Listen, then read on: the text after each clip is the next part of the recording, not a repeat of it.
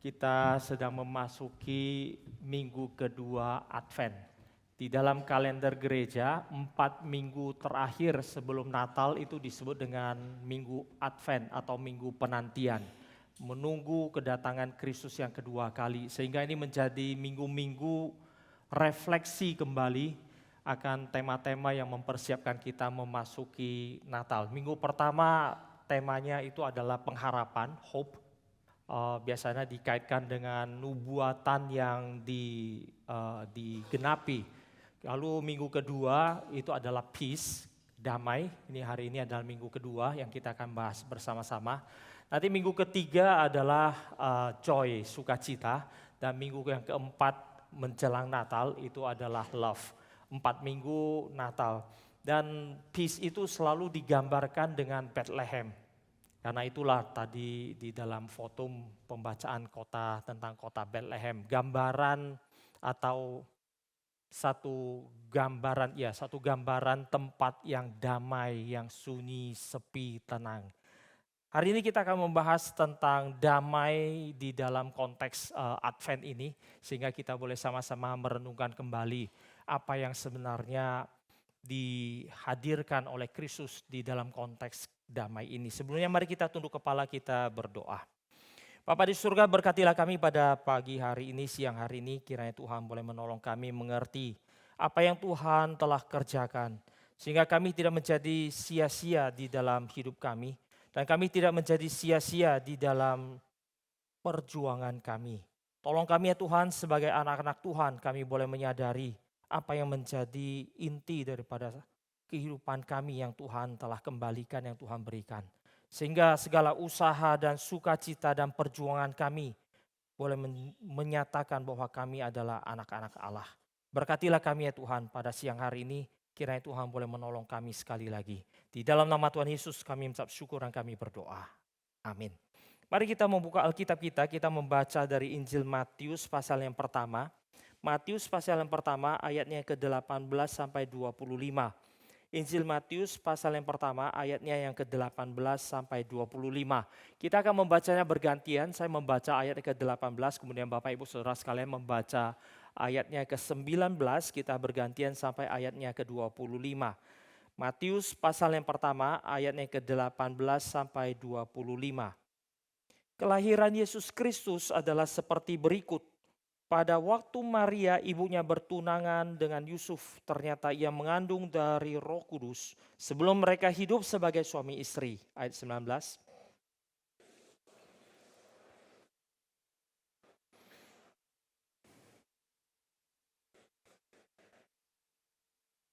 Tetapi ketika ia mempertimbangkan maksud itu, malaikat Tuhan tampak kepadanya dan dalam mimpi dan berkata, Yusuf anak Daud, janganlah engkau takut mengambil Maria sebagai istrimu, sebab anak yang di dalam kandungannya adalah dari Roh Kudus.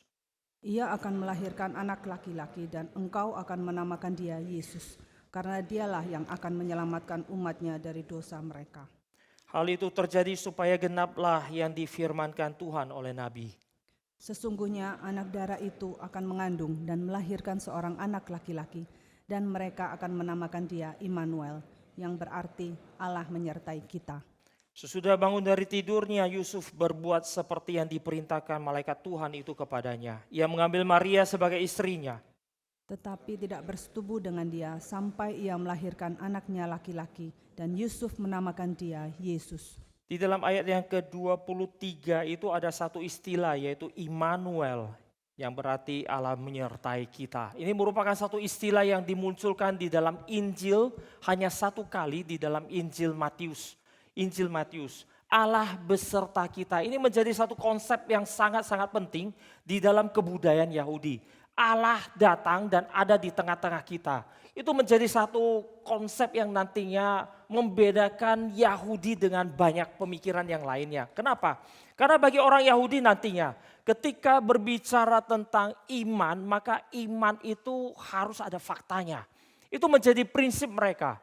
Ketika kita mengatakan iman, maka iman itu harus memunculkan sesuatu. Kita tidak bisa mengatakan, itu yang saya percaya.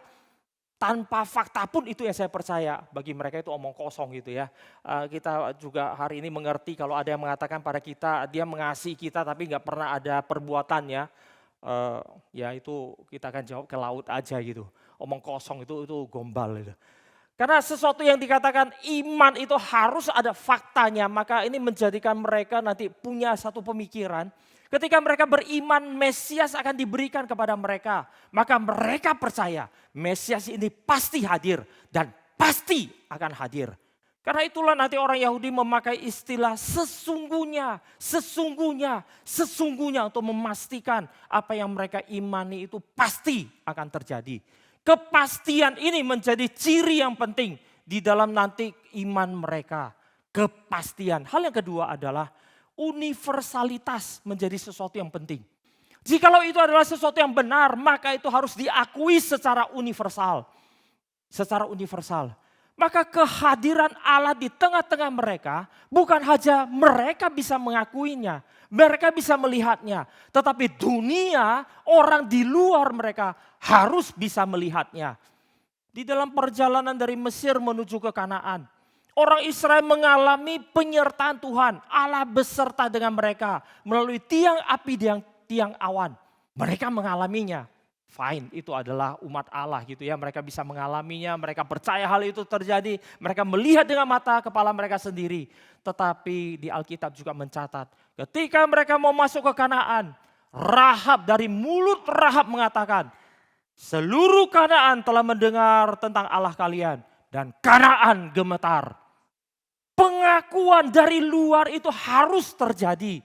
Maka nanti kalau kita lihat Matius, dia menggambarkan bukan saja Mesias ini hadir, Allah beserta dengan kita. Kita umat Allah percaya, amin. Tetapi bagian berikutnya dia menulis orang Majus dari timur. Orang kafir pun tahu Mesias ini hadir. Ini menjadi universalitas yang perlu disadari. Ini menjadi fakta yang mereka pegang. Nanti kalau kita telusuri bahkan sampai ke belakang. Ketika Kristus yang dikatakan anak Allah yang disalibkan. Bukan saja orang Kristen percaya anak Allah itu disalibkan. Tapi nanti di Matius dicatat dengan jelas di bagian belakangnya. Dari mulut perwira dikatakan ketika langit menjadi gelap. Ketika gempa bumi terjadi. Ketika Kristus mau menyerahkan nyawanya. Maka dari mulut perwira orang Romawi mengatakan sungguh dia adalah anak Allah. Inilah nanti catatan-catatan yang berkaitan dengan pemikiran orang Yahudi. Orang Yahudi tidak berpikir, oh yang penting kami imani, selesai. Orang lain tidak imani, urusan mereka. Tuhan gak kasih anugerah, oh tidak. Semua yang benar, pertama harus ada faktanya. Gak bisa cuma ngomong di mulut, tidak bisa hanya urusan iman. Harus ada faktanya. Maka nanti Yakobus menulis, iman tanpa perbuatan itu mati. Atau basi, omong kosong. Kita hari ini perlu merefleksi ulang diri kita sendiri hari ini. Apa yang kita imani dengan yang dihadirkan secara fakta. Yang dihadirkan secara fakta. Dan kemudian pengakuan universal. Bukan saja kita yang mengatakan, oh iman kita benar, kita berkumpul di sini. Lalu kemudian merayakan Natal, puji Tuhan, haleluya. Bagaimana orang di luar sana melihatnya. Tadi kebaktian satu saya bertanya, kapan terakhir kali orang yang mengenal kita, teman-teman kita, mengatakan pada kita, aku ketemu kamu, kok kamu berubah ya? Kadang-kadang kita justru merasa senang gitu ya, ada teman mengatakan, lu dari dulu gak pernah berubah. Itu penghinaan. Iya, kita gak pernah berubah. Percaya Tuhan Yesus puluhan tahun gak berubah, itu penghinaan. Harusnya kita berubah. Fakta iman harus nyata, harus terjadi dan mereka harus bisa lihat. Gak peduli mereka itu siapa.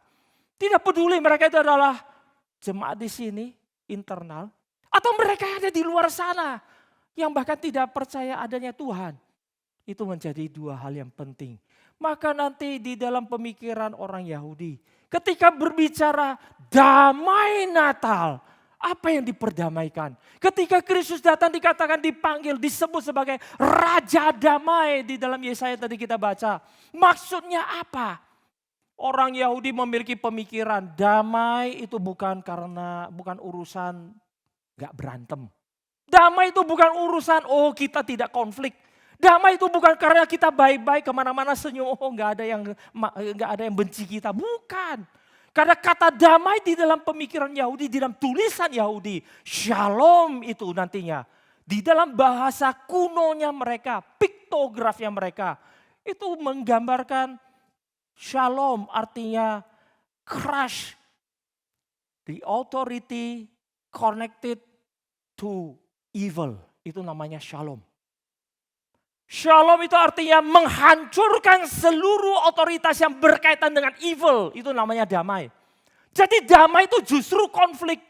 Damai itu justru pedang. Damai itu justru menghancurkan mereka yang salah. Itu namanya damai. Hari ini banyak gereja salah. Oh jangan ngomong, jangan bicara tentang sesuatu yang gak benar. Ya orang lain gak benar biarkan. Bukan. Sifat damai ini harus ada pada kekristenan. Menghancurkan yang evil, menghancurkan yang salah. Itulah nanti makna daripada shalom di dalam pemikiran Yahudi. Bukan ini yang saya mau bahas hari ini. Hari ini saya mau bahas kenapa nanti ketika dikatakan Kristus hadir itu menjadi damai. Kenapa Advent kedua diberikan tema damai.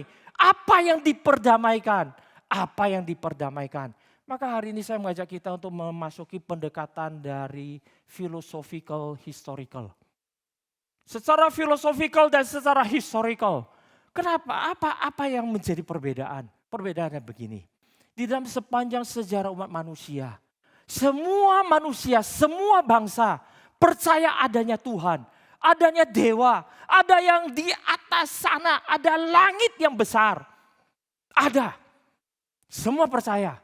Di atas sana ada satu sosok ilahi yang besar, yang luar biasa.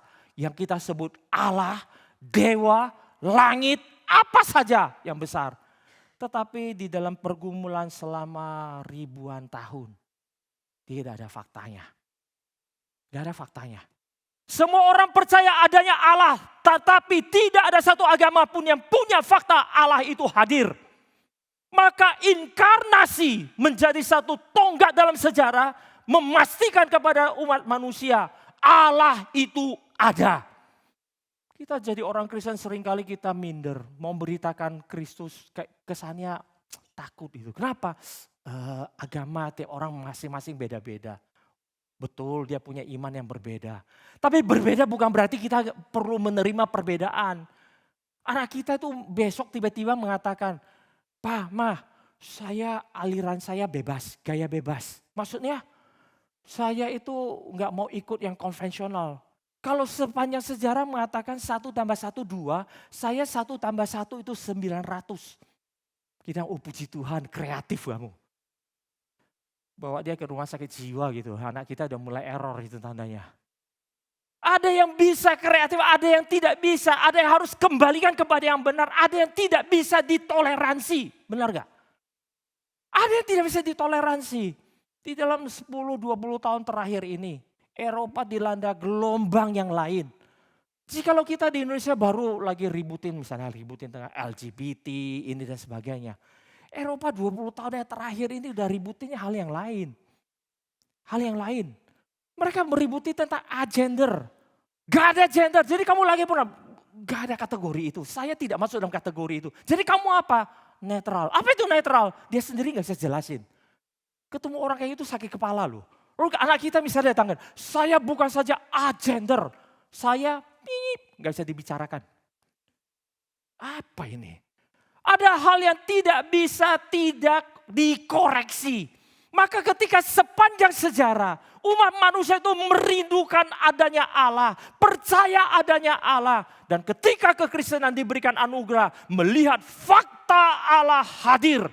Kerinduan umat manusia terus bertanya, saya percaya Allah, Allah saya ada enggak? Allah saya ada enggak? Kegalauan ini ribuan tahun terus berjalan.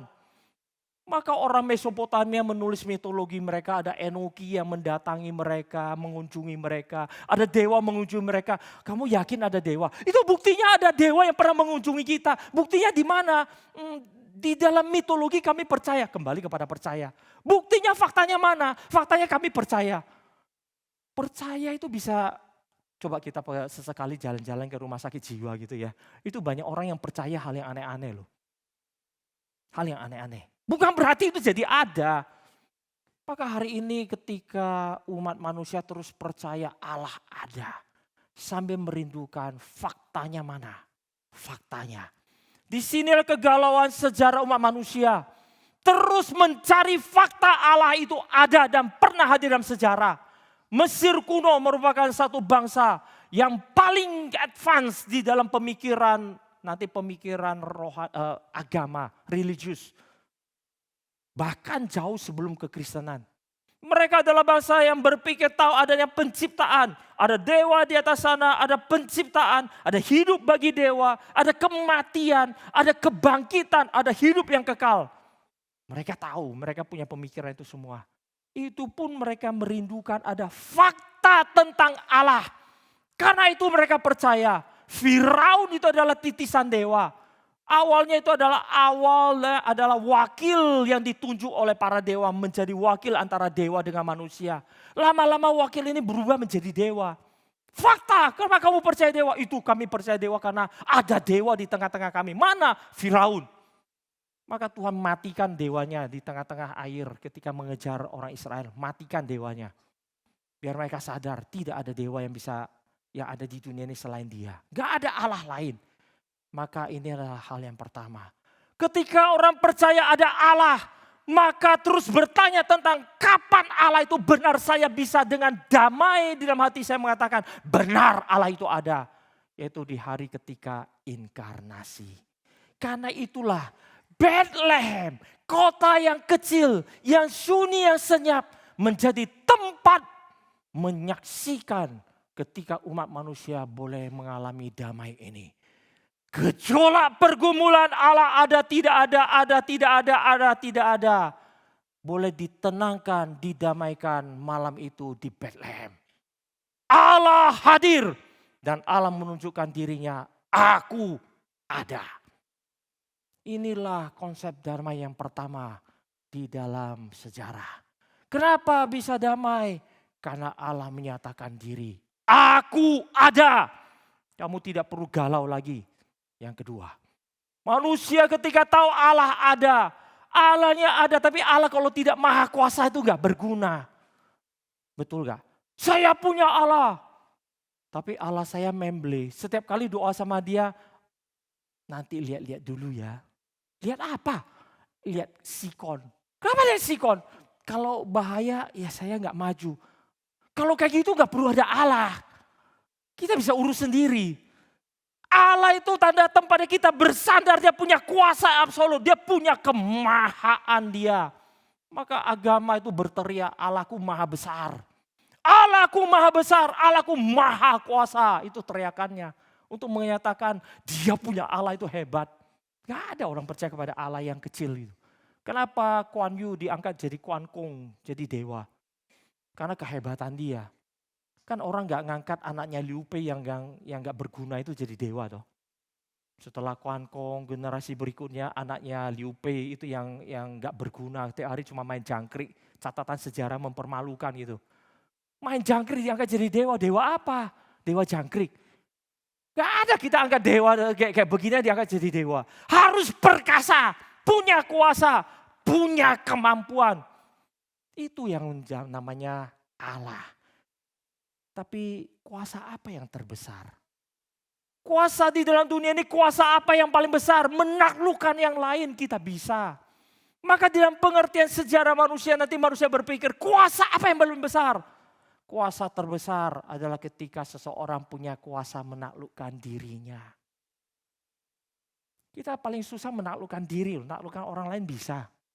Menekan orang lain bisa, takluk diri. Gak gampang.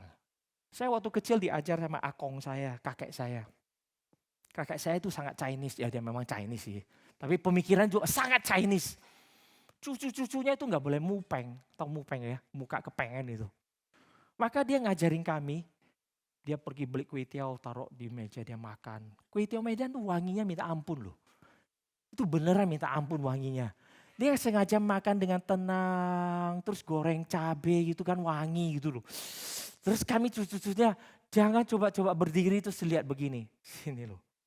Piak. Kontrol diri. Kalau mau pun mesti kontrol diri, anggap nggak ada. Sampai menghirup. Puaskanlah dirimu dengan apa yang ada padamu. Hirup aja wanginya, nggak dibagi sama akong ya sudah. Jangan coba-coba melihat anak kecil tapi kan susah. Wangi begitu, coba ngintip-ngintip. Dipanggil nggak? Berharap-harap dipanggil sama akong. Lewat sekali, lewat balik lagi 2 kali, 3 kali. Berharap dipanggil akong dibagi 1 suap. Ternyata enggak. Kenapa? Karena kami diajar untuk menguasai diri. Kontrol dirimu. Maupun mesti mengontrol diri. Yang namanya tidak itu tidak. Bagi akong saya, orang yang mampu menguasai dirinya itu orang besar. Orang besar bukan menguasai orang lain gampang. Karena dia punya prinsip, setiap orang punya harganya kok, tinggal tahu mata uangnya aja. Dan kalau kamu punya, kamu bisa beli siapapun. Itu pikiran dia gitu ya, kami dari kecil dirusakin dengan pemikiran seperti itu. Maka lihat orang kalau ikut dia ke pasar, makan kue tiaw di pasar, lagi duduk, coba lu lihat sana. Lihat, kira-kira orang ini kayak apa? Anak kecil mana bisa lihat. Tapi kami diajar dulu lihat orang, membaca orang. Kira-kira apa yang menjadi kelemahannya, yang bisa menjadi mata uang kamu bisa beli dia. Kami diajar tuh melihat orang, lihat. Tapi satu hal yang paling susah adalah lihat diri. Lihat diri, kuasai diri itu paling susah. Iya kan? Kita kalau yang senang diangkat, dipuji, datang ke gereja, nyanyi hafaz, terus ada yang muji pun kita rasa kita malaikat. Padahal kalau di bumi ini ada malaikat itu malaikat jatuh. Setan itu. Gak ada malaikat di surga yang ada di bumi ini jalan-jalan duduk di sini. Itu malaikat jatuh semuanya. Kita gak bisa kalau kita punya sesuatu yang menjadi titik lemah kita waktu mau melampauinya, atau itu menjadi identitas kita waktu mau melampauinya, itu adalah tempat yang paling sulit. Maka inkarnasi menunjukkan kuasa Allah melampaui dirinya dengan menjadikan dirinya manusia. Gak gampang. Kita mengontrol diri itu adalah hal yang perlu skill yang jauh gitu. Saya kagum di satu sisi sama akong saya. Karena orang kalau nggak kenal dia, lihat dia lewat sana sini, nggak tahu dia siapa. Dia nggak pernah menunjukkan dirinya itu siapa, nggak pernah. Dia pinter, dia pernah menjadi orang kaya sekali. Tapi dia juga adalah orang yang tidak pernah kebaca, karena dia tidak mau dibaca orang. Nggak pernah kebaca. Kemana-mana pakai baju sederhana, celana pendek, sandal jepit. Gak peduli kantongnya ada berapa tebel, uangnya berapa tipis, santai aja. Mau dipuji, dia rasa gak ada. Mau dihina, dia rasa diriku bukan kau yang tentukan. Santai. Kami dari kecil diajar santai. Maka kami diajar selalu dikasih pesan, ingat kalau satu hari kalau mau berhasil, sudah menjadi kaya raya, jadi hebat, jadi pintar luar biasa, terkenal seluruh dunia. Kalau kamu masih bisa jalan-jalan di tengah jalan, sudah terkenal seluruh dunia, jalan-jalan di tengah jalan dan orang tidak mengenal kamu. Artinya kamu tetap bisa stay low. Itu hebat. Manusia itu punya pemikiran yang sederhana. Kalau ada orang yang hebat sekali, dia mau merendahkan dirinya, kita wow, keren. Iya kan? Pengemis pura-pura jadi konglomerat, kita hina dia. Konglomerat pura-pura jadi pengemis, kita wow, keren. Allah tidak pura-pura jadi manusia. Di dalam kekuasaannya, dia inkarnasi jadi manusia. Untuk menyatakan kuasanya. Dia bukan saja mampu menaklukkan manusia, dia mampu inkarnasi menjadi manusia. Inilah nanti menjadikan manusia harus sadar, rindu Allah yang besar. Inilah Allah yang maha besar. Ini yang rindu, inilah Allah yang maha besar. Hal yang ketiga, Allah itu harus ada, Allah itu harus berkuasa, Allah itu harus maha kasih. Kalau Allah itu berkuasa tapi bengis, ya habislah kita. Hari ini dimainin jadi semut, cetek, cetek, dilempar, dibolak-balik. Hari ini tiba-tiba bikin itu gravitasi terbalik, cetek. Terus manusia jalan pakai tangan terbalik semua, muntah semua habis makan. Allah itu enggak bisa, Allah itu maha kasih. Apa itu kasih? Kita semua tahu kasih sejati itu adalah kasih yang tanpa pamrih. Iya kan? Kasih itu mesti tanpa pamrih. Kasih itu tidak boleh dibatasi oleh syarat dan ketentuan. Maka di dalam janji nikah kan, aku akan mengasihimu sehat maupun sakit, suka maupun duka, kelimpahan maupun kekurangan. Terus, dulu ada yang satu mau nambahin. Kok gue mau nambahin biar lebih lucu, apa? Dari minyak wangi ke minyak nyong-nyong katanya. Ya itu sehat ataupun sakit lah, itu sama aja kan. Intinya dari muda sampai tua semua cinta kasih itu tidak bisa ada SK berlaku. Aku mengasihimu selama kamu waras. Aku mengasihimu selama kamu pintar. Aku mengasihimu selama kamu cantik. Aku mengasihimu ketika kamu ganteng. Aku mengasihimu ketika kamu masih enggak ada. Aku mengasihimu tanpa melihat kamu itu berubah kayak apa.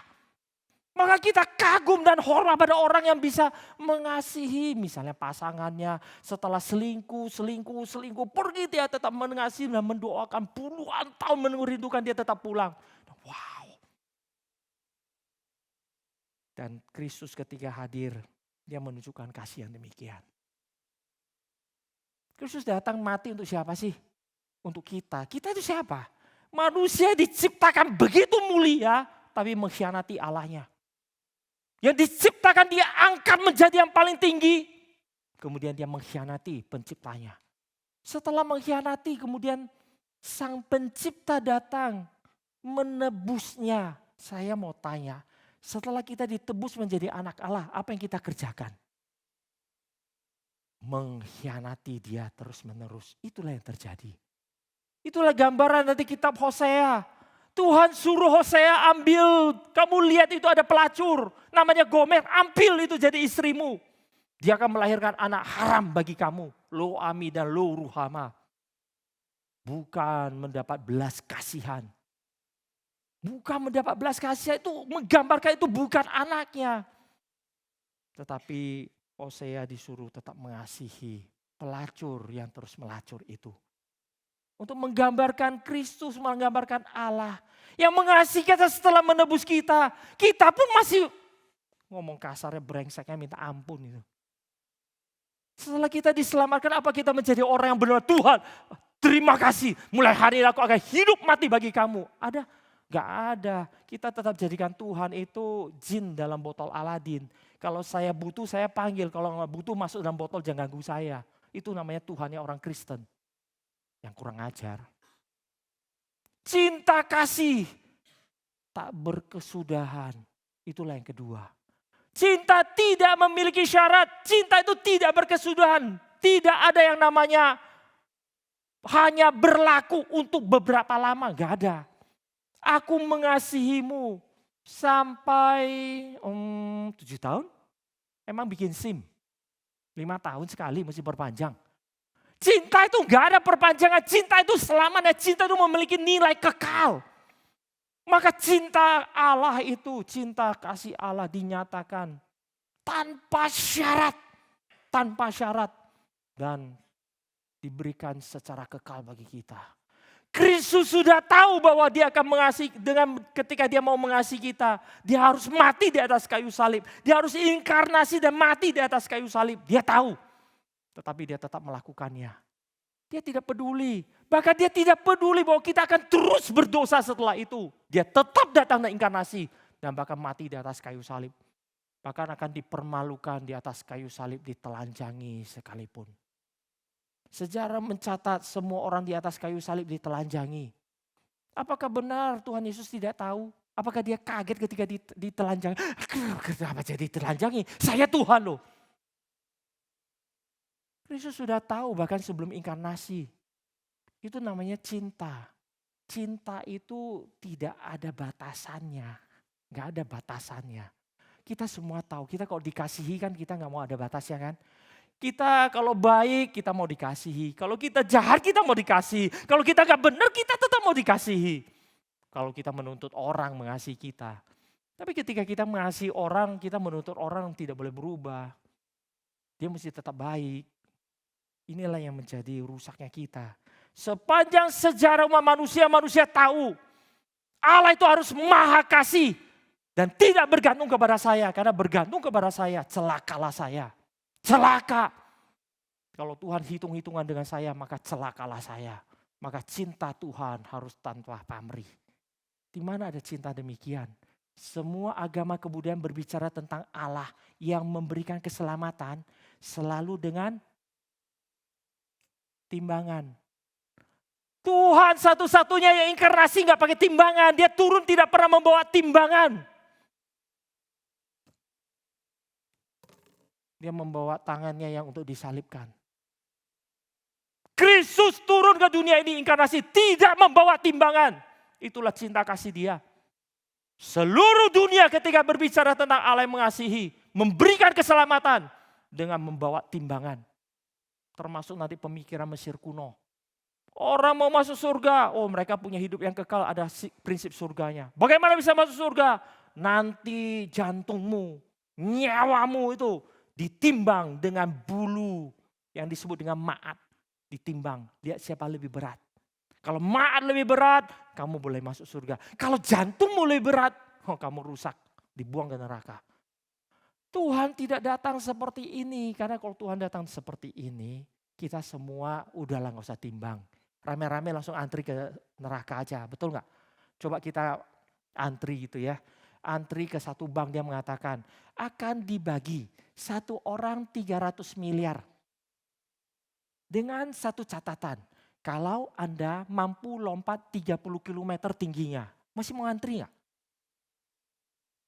Ngapain itu gak mungkin terjadi, Pak, itu cuma tulis, kau bercanda gitu, bercanda. Gak ada orang gila ngantri di depan terus berdiri, ayo lompat 30 km. Lompat cetek untuk jadi lelucon di sana, gak perlu. Gak perlu kan. Maka Allah tidak akan pernah melakukan itu. Cinta kasih, maha kasih. Yang kita pikirkan kalau saya rusak tetap dikasihi. Hanya ada dalam Kristus. Bahkan dia sudah tahu akan dipermalukan, ditelanjangi. Dia masih tetap datang. Dia tetap datang. Dan ditelanjangi. Saya keliling ketika pergi ke museum-museum di Eropa. Saya bukan orang yang suka seni gitu ya. Dan juga bukan karena taat sama Pak Tong disuruh lihat museum. Bukan, saya punya otak sangat terbatas itu. Memori cuma ada satu slot, satu tempat untuk mengingat. Maka saya cuma ingat saya itu pelupa. Nah yang lain saya nggak ingat itu. Itu aja saya ingat. Maka saya mengucap syukur hari ini HP itu alarmnya itu bisa ditulis, bisa berburu-buru nggak apa-apa. Maka alarm di HP saya itu banyak. Bentar-bentar, saya lihat, oh ini. Saya itu mesti ada alarmnya. Kalau enggak, mateng saya itu bisa lupa semuanya. Satu-satunya saya ingat saya lupa, saya pelupa. Maka saya pergi ke museum bukan karena ingin belajar sesuatu. Bukan. Saya cuma pengen tahu. Ada gak di dalam sejarah orang begitu berani melukis secara setia Kristus di atas kayu salib yang dilukiskan telanjang. Ada gak satu patung yang diukir yang dimana Kristus di atas kayu salib diukir telanjang. Sampai hari ini saya belum menemukannya. Bapak Ibu Saudara sekalian kalau menemukan foto ini kasih saya lihat ya. Saya nggak tahu, saya belum ketemu itu. Mungkin ada, mungkin saya nggak tahu. Tapi sampai hari ini saya tidak menemukannya. Saya nggak menemukannya. Tidak ada lukisan Kristus di atas kayu salib, dipaku di atas kayu salib yang telanjang. Selalu ada kainnya. Itu hoax. Itu bukan benaran. Karena di dalam tradisi, di dalam sejarah Romawi, setiap disalibkan pasti ditelanjangi. Dan Alkitab mengkonfirmasi, ketika Kristus disalibkan, maka para serdadu di bawah membuang undi. Setelah mereka membuang undi, mereka mengambil kainnya yang satu itu. Dicatat di Alkitab, menjadi kesaksian. Kainnya diambil, ditelanjangi. Kasih begitu besar, dia itu Allah pencipta langit dan bumi, sumber segala kemuliaan, rela datang dipermalukan sedemikian rupa. Dan bahkan dia sudah tahu sebelumnya. Inilah cinta kasih. Cinta yang demikian kita rindukan sepanjang sejarah. Tapi faktanya ada di mana? Ada di dalam inkarnasi. Gak ada tempat lain. Terakhir, Allah kalau itu ada, oke. Cek, Allah ada. Allah itu maha kuasa, cek maha kuasa. Allah itu maha kasih, cek. Tapi dia gak mengasihi aku, yang terakhir itu personal. Dia harus ada, maha kuasa, maha kasih, dan dia mengasihi aku. Kalau gak percuma. Aku mengasihi dia, tidak mengasihi aku percuma. Aku mengenal dia, dia tidak mengenal aku percuma. Betul gak? Saya mengenal Sekjen PBB. Apa gunanya? Sekjen PBB kenal kamu gak? Saya kenal ini, kenal ini, kenal ini. Dulu ketika kami kuliah di Jerman itu zaman-zamannya sangat sulit. Sekarang juga masih sangat sulit sih. Tapi zaman kami itu benar-benar ekstrim itu ya. Itu kalau mau apply satu kamar di dormnya pemerintah dari kampus, karena harga murah, cuma sepertiga sampai ya seperempat sampai sepertiga lah harga di luar. Subsidi pemerintah sangat murah. Maka semua orang kepengen dapat kamar yang seperti itu, apartemen dari sana, apply. Tapi itu beneran gak masuk akal di kota Berlin zaman itu. Sekali apply mesti tunggu 4 tahun.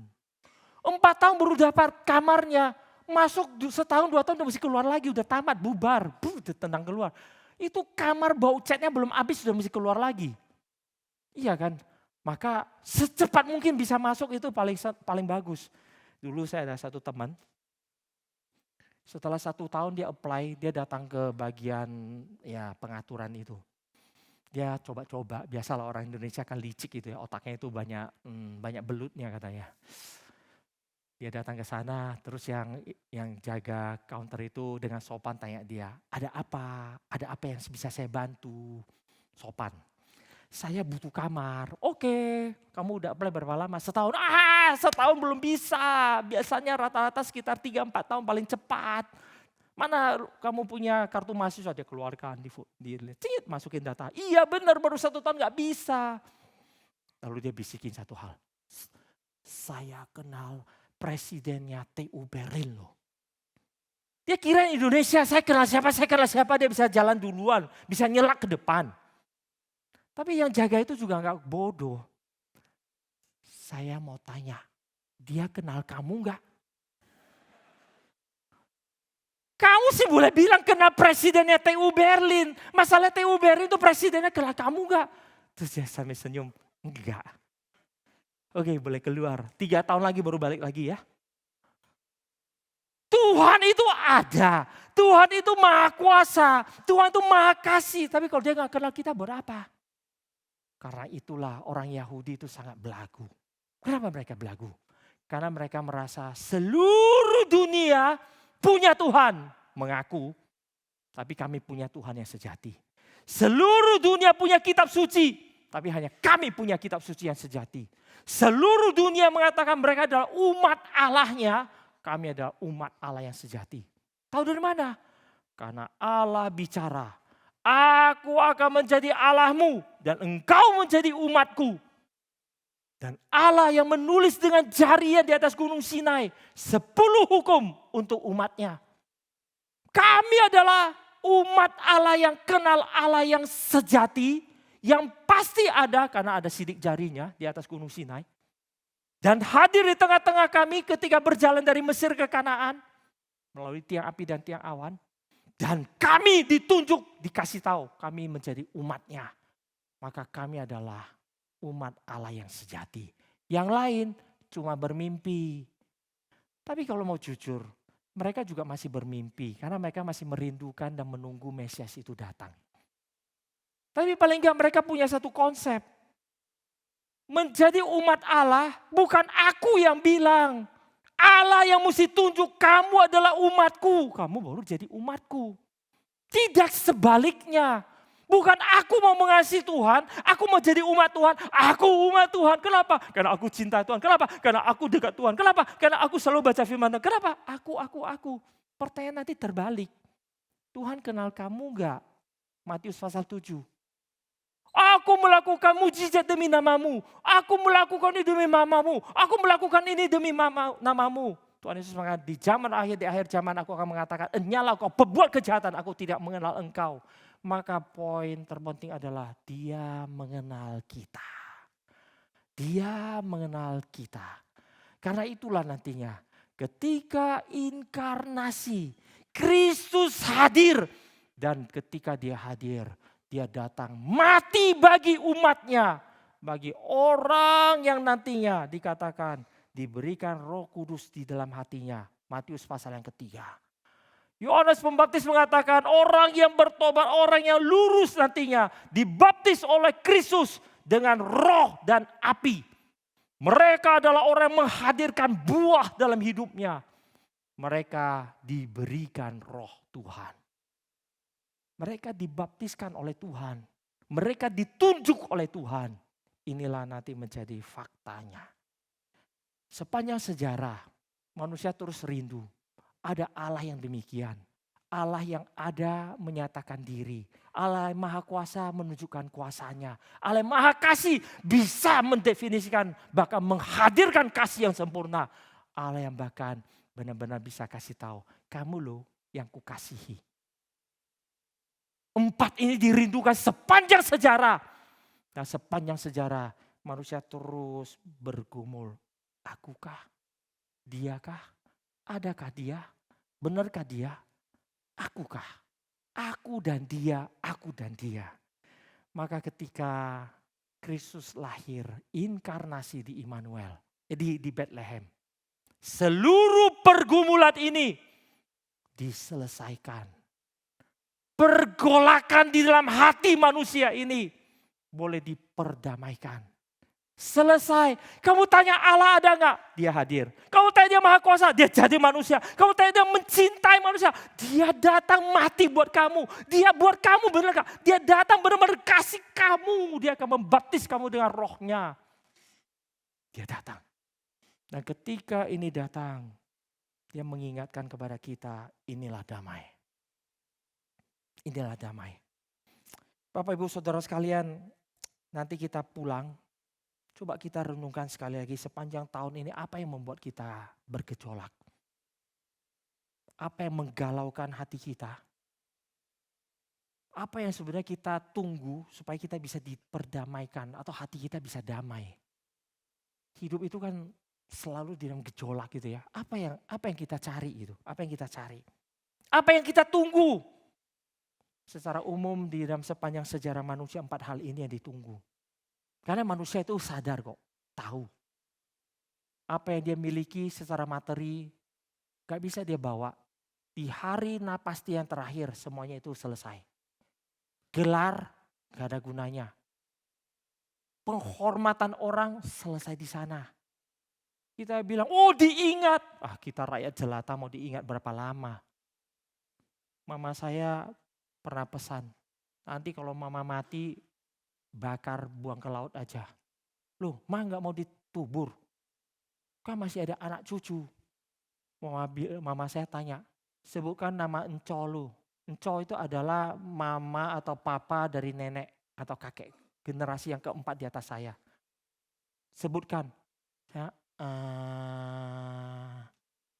Kuburannya di mana? Kalau nggak tahu nama, nggak tahu kuburan di mana, gimana cari? Gak ada gunanya kan? Udah bakar buang aja. Kita rakyat jelata gak akan diingat sampai 300 tahun kok. Kita tahu, nafas kita terakhir begitu dihembuskan, habislah kita. Maka satu-satunya yang bisa mengingat kita nantinya adalah Tuhan. Menjemput kita ke sana apa enggak? Mengingat kita apa enggak? Ketika dia datang, dia ingat kita apa enggak? Ketika Kristus datang kedua kali, kita diingat apa enggak? Karena itulah penjahat di atas kayu salib, enggak tahu kiri apa kanan, Alkitab enggak mencatat. Dan tidak menuliskan Tuhan Yesus melihat ke kiri apa ke kanan. Tapi salah satu mengatakan, ingatlah akan aku di hari ketika kau datang kembali. Kalau kamu datang kembali, ingat aku secara pribadi, bukan ingat kami, ingat aku. Sesungguhnya engkau bersama dengan aku di Firdaus pada hari ini juga. Ini nanti menjadi fakta yang kita perlu sadari. Damai yang Tuhan berikan Bukan damai, kenapa? Hidupku nggak ada konflik. Damai, hidupku nggak ada kesulitan. Damai, nggak ada. Bukan. Damai. Karena yang dirindukan oleh umat manusia sepanjang sejarah dijawab di dalam inkarnasi Kristus. Karena itulah Bapak Ibu Saudara sekalian, Natal itu bukan sekedar hore, akhir tahun lagi. Hore, THR. Bukan, gak ada artinya. Natal itu menjadi satu jawaban ultimat pergumulan manusia ribuan tahun. Kalau kita tidak mampu menangkapnya, berarti kita terlalu kecil pikiran kita dan hati kita untuk mengerti pergumulan manusia yang sesungguhnya. Mari kita hari ini sadar, menyadarkan diri kita sendiri. Kristus hadir, harusnya seluruh hidup kita, pergumulan kita selesai. Selesai. Maka kedamaian yang ada pada kita, ada kedamaian karena bertemu dengan Tuhan, Tuhan yang Maha Kuasa, Tuhan yang Maha Kasih, dan Tuhan yang mengasihi aku. Sehingga aku boleh hidup dan mati. Hidup dan mati di dalam ketenangan. Dan bahkan boleh hidup dan mati. Dan bahkan boleh hidup bertemu dengan Dia selama-lamanya. Kiranya Tuhan boleh menolong kita ketika kita berjalan di tengah-tengah hidup ini. Apa yang menjadi fokus dari hidup kita? Apa yang kita ceritakan? Apa yang menjadi sukacita yang kita boleh beritakan? Apa yang menjadikan kita merasa saya harus kerjakan? Untuk mendapatkan gelar, kita rela sekolah puluhan tahun. Sekolah SD, SMP, SMA udah 12 tahun. Tambah TK 2 tahun, 14 tahun. 14 tahun tambah S1 4 tahun, 16 tahun. S2 banyak yang rajin kan. S2 itu semua yang lancar loh.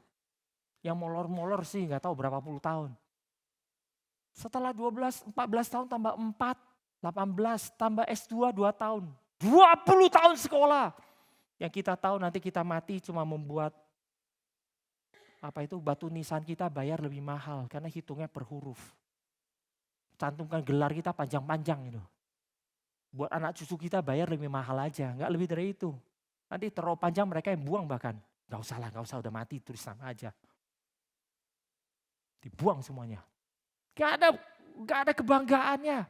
Untuk sesuatu yang gak ada kebanggaannya kita rela 20 tahun. 20 tahun. Bahkan untuk mencapai sedikit kenikmatan kita rela banting tulang pagi sampai malam, Senin sampai Minggu. Rela. Sedikit kenikmatan. Dulu pendeta Yadi pernah ngomong satu kalimat. Selesai dia ngomong saya tepuk tangan. Dia bilang manusia berdosa itu seringkali menukarkan seluruh kesehatannya di masa mudanya untuk sedikit uang. Sehingga dia bisa kumpulkan sampai di masa tuanya, dia kumpulkan seluruh uangnya dengan sedikit kesehatan.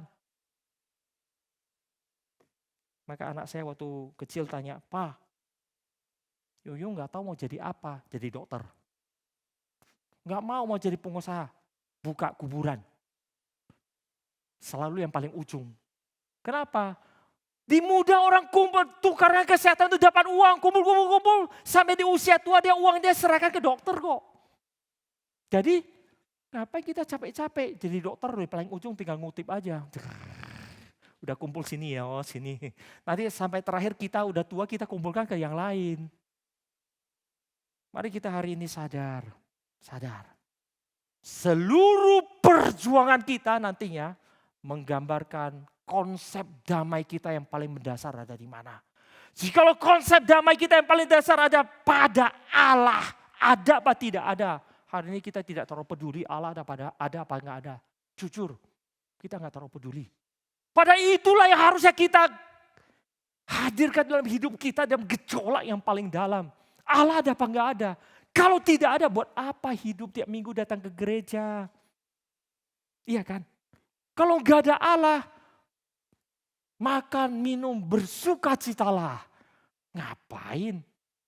Tiap minggu datang ke gereja, Padahal hati nggak kepengen, udah tahu datang yang munafik, hati udah menuduh munafik, munafik, tetap masih senyum, tenang, tenang, tenang, biarin. Yang tahu cuma Tuhan. Buat apa? Kalau Allah tidak ada, bahkan nggak ada yang tahu. Biarin aja. Ya, maka hari ini mari kita coba renungkan sekali lagi. Apa yang menjadi perjuangan kita yang paling mendasar? Inilah nanti menjadi peringatan bagi seluruh umat manusia ketika menuju ke Natal.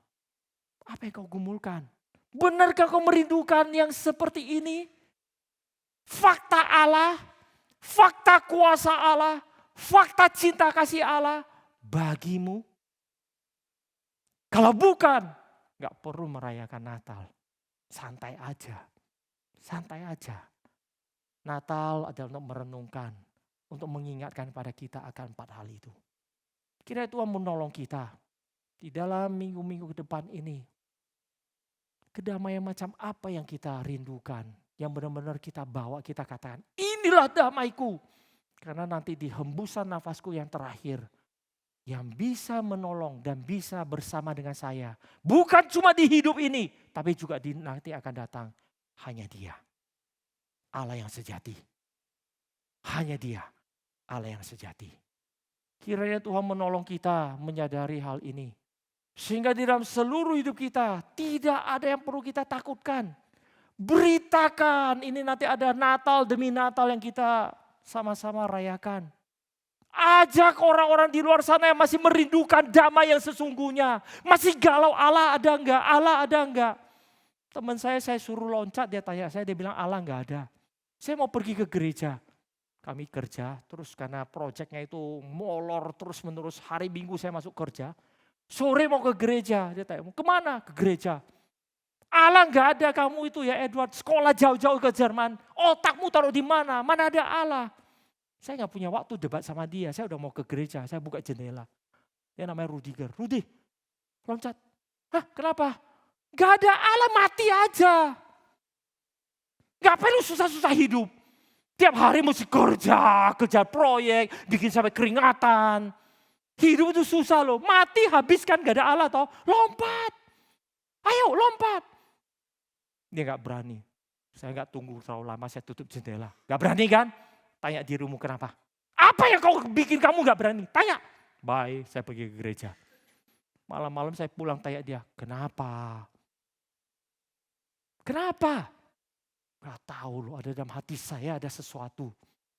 Saya kasih tahu kamu kalau kamu gak tahu. Kita itu manusia diciptakan sebagai gambar Allah. Karena itu kamu tahu. Makanya kamu gak berani lompat.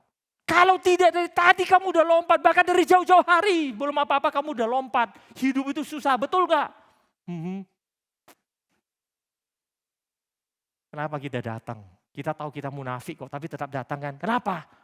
Hati kita paling dalam percaya, saya butuh Tuhan. Mari kita percaya orang di luar sana juga sama. Biarlah Desember ini menjadi kesempatan kita memberitakan damai ini. Bawa minggu depan Natal di sini. Nanti ada Natal lagi, bawa lagi. 24 malam di Indonesia Arena. Bikin sampai ambruknya, bukan gereja kita kok. Penuhin sampai cuma 15.000 kita bawa 150.000. Nanti lihat apa yang terjadi, biarin aja. Biar orang di luar sana mengenal damai yang mereka rindukan. Dan sudah dirindukan oleh manusia, nenek moyang mereka sampai mereka ribuan tahun. Untuk itulah kita hari ini ada. Kita diberikan damai untuk menceritakan damai, memberitakan damai, menyaksikan damai.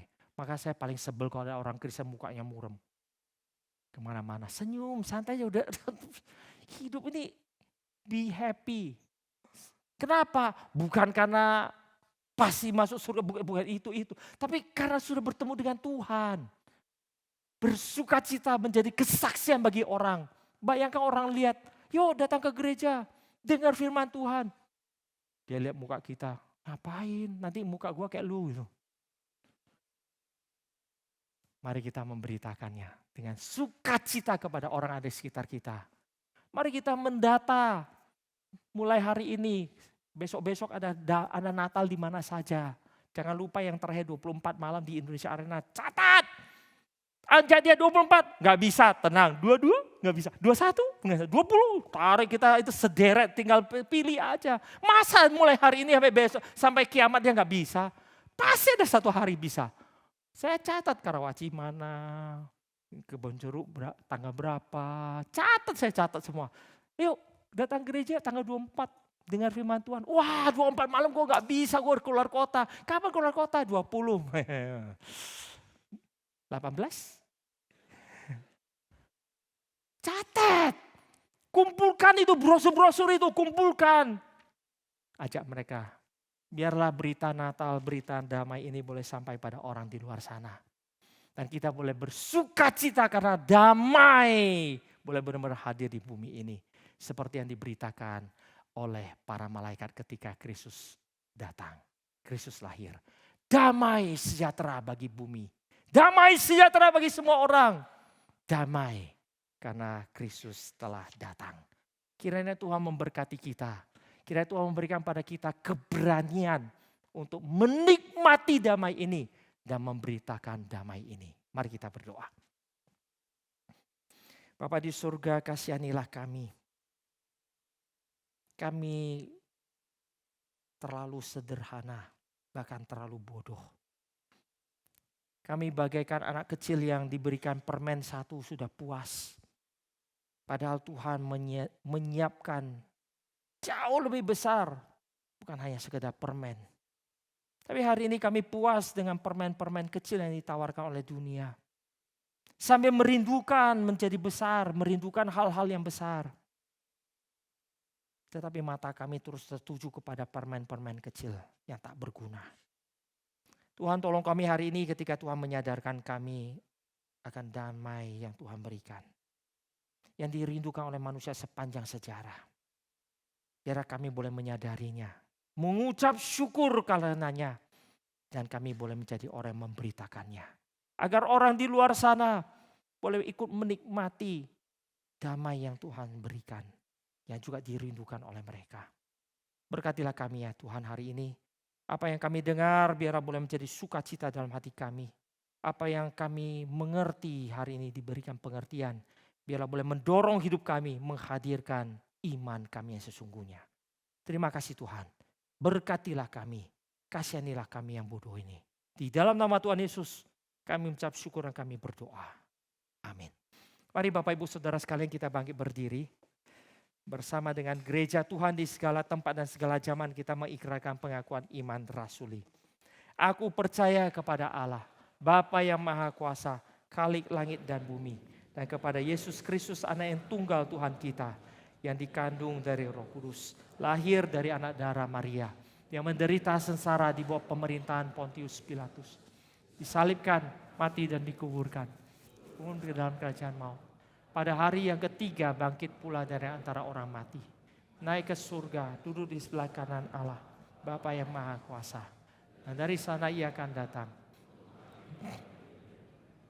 Aku percaya kepada Roh Kudus, gereja yang kudus dan am, persekutuan orang kudus, pengampunan dosa, kebangkitan tubuh, dan hidup yang kekal. Amin. Silakan duduk. Selamat siang Bapak Ibu sekalian dikasih Tuhan, kita bersyukur untuk pelayanan Pendeta Edward di tengah-tengah kita pada siang hari ini. Ada beberapa tambahan warta yang ingin kami sampaikan. Yang pertama-tama berkenaan dengan bencana alam yang terjadi di Sumatera. Sinode GRI melalui tim aksi kasih sudah bergerak melakukan pelayanan baik mengunjungi di lokasi bencana dan juga sudah mengirimkan bantuan berupa sembako yang sudah tiba di Sibolga dan juga menyusul di tempat-tempat bencana yang lain. Dan gereja kita, GRI Kebon Jeruk, akan mendukung pelayanan yang dikerjakan oleh tim aksi kasih Sinode GRI ini. Dan kita akan memberikan persembahan ke rekening tim aksi kasih untuk mendukung pelayanan kepada korban bencana dan juga pelayanan tim aksi kasih di dalam pelayanan-pelayanan yang lain. Untuk itu bagi Bapak Ibu yang terbeban, yang rindu bersama-sama berbagian, membantu saudara-saudara kita yang mengalami bencana, boleh memberikan persembahan di nomor rekening yang tertera di layar dengan mencantumkan berita bencana Sumatera. Dan kami akan menunggu sampai tanggal 15 Desember. Dan sekali lagi gereja kita GRI Kebon Jeruk akan mendukung pelayanan tim aksi kasih GRI Sinode ini. Kita akan memberikan persembahan dari kas gereja kita, juga dari persembahan Bapak Ibu sekalian yang terkumpul sampai tanggal 15 Desember nanti. Dan yang kedua, kami akan menekankan apa yang sudah disampaikan oleh liturgis tadi. Yang pertama-tama, minggu depan kebaktian Natal GRI Kebonjeruk akan diadakan tanggal 14 Desember pada pukul 9 pagi. Sekali lagi ini adalah kebaktian gabungan, hanya satu kali. Mari kita sama-sama mengingatkan kepada saudara satu dan yang lain. Dan di dalam kebaktian ini akan diadakan mini konser yang akan membawakan karya Mozart, Great Mass in C minor. Mari kita bersama-sama mengikuti kebaktian ini dari awal sampai acara konser selesai. Sebagai informasi, rekan-rekan kita di KOR sudah bekerja keras melatih karya yang tidak mudah ini. Mereka sudah beberapa bulan latihan. Mari kita bersama-sama mengikuti kebaktian ini dan juga mengikuti konser dari awal sampai selesai. Selain lantai 4 dan lantai 5 ini, lantai 3 juga akan dibuka. Untuk itu mari bersama-sama kita mengajak kenalan kita, keluarga kita, boleh bersama-sama mengikuti acara kebaktian minggu depan ini. Sekali lagi, kebaktian gabungan hanya sekali pada pukul 9 pagi. Dan yang terakhir, Natal Arena akan diadakan pada 24 Desember pada pukul 5 sore. Biarlah sebagai respon kita atas apa yang sudah kita dengar firman pada siang hari ini. Mari kita bersama-sama boleh mendoakan siapa yang akan kita ajak untuk datang di dalam acara Natal Akbar Jabodetabek ini. Dan di acara ini sekali lagi juga diperlukan banyak penata layan. Mari kita bersama-sama juga boleh melayani di acara besar ini.